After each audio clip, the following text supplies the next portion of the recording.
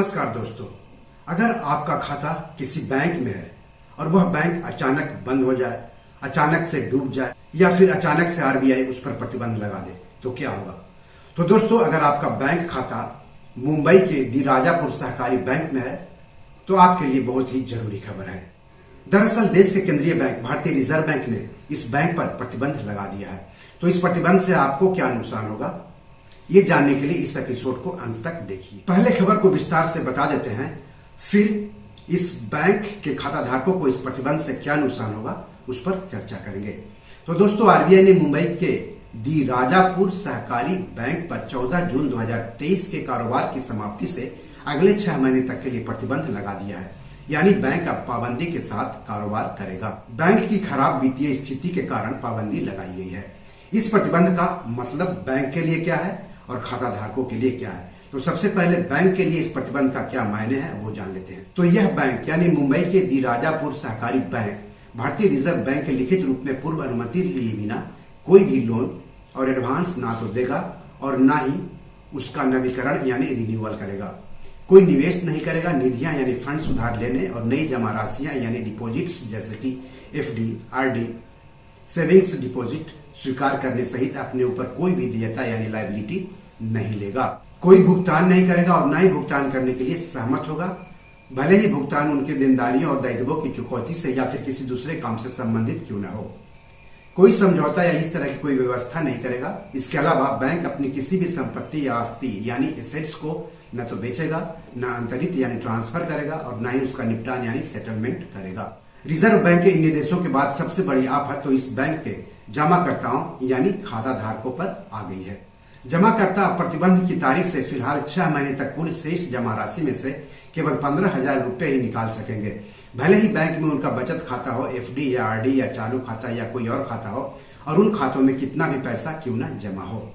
हालांकि जमाकर्ता ने अगर बैंक से लोन लिया है तो उसकी बचत जमा राशि में से लोन की ईएमआई चुकाई जा सकती है, लेकिन ये भी शर्तों के अधीन होगी।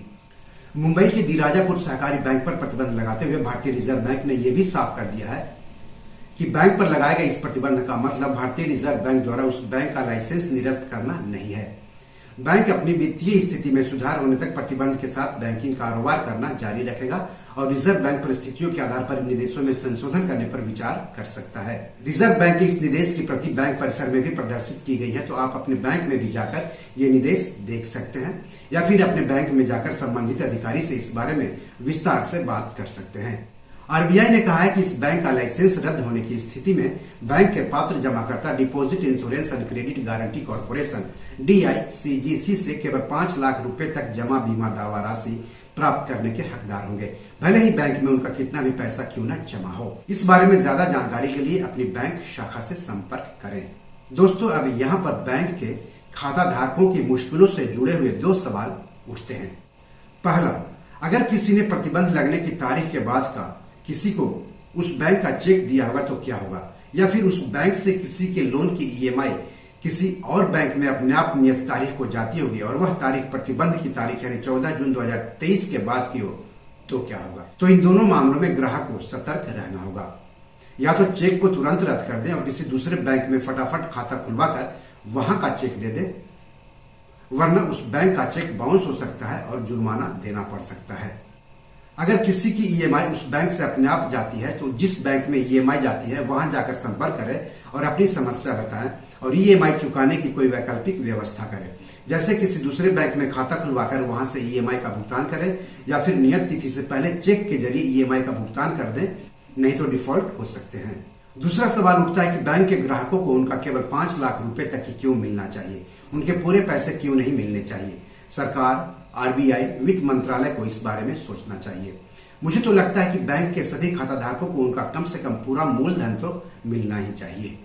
दोस्तों, पिछले कुछ समय से लगातार सहकारी बैंकों पर प्रतिबंध लगाए जा रहे हैं या उनके लाइसेंस रद्द किए जा रहे हैं। इस तरह के ज्यादातर बैंक हालांकि महाराष्ट्र के हैं, लेकिन दूसरे राज्यों के भी सहकारी बैंक पर प्रतिबंध लगाए जा रहे हैं या फिर उनके लाइसेंस रद्द किए जा रहे हैं। इसलिए किसी भी सहकारी बैंक में जिनका खाता है या जो सहकारी बैंक में खाता खुलवाने जा रहे हैं उन्हें ज्यादा सतर्क रहने की जरूरत है, क्योंकि पैसा आपका है और आपका पैसा आपके ही काम आए तो ज्यादा बेहतर है। तो बी योर मनी मैनेजर में आज इतना ही। धन्यवाद, नमस्कार।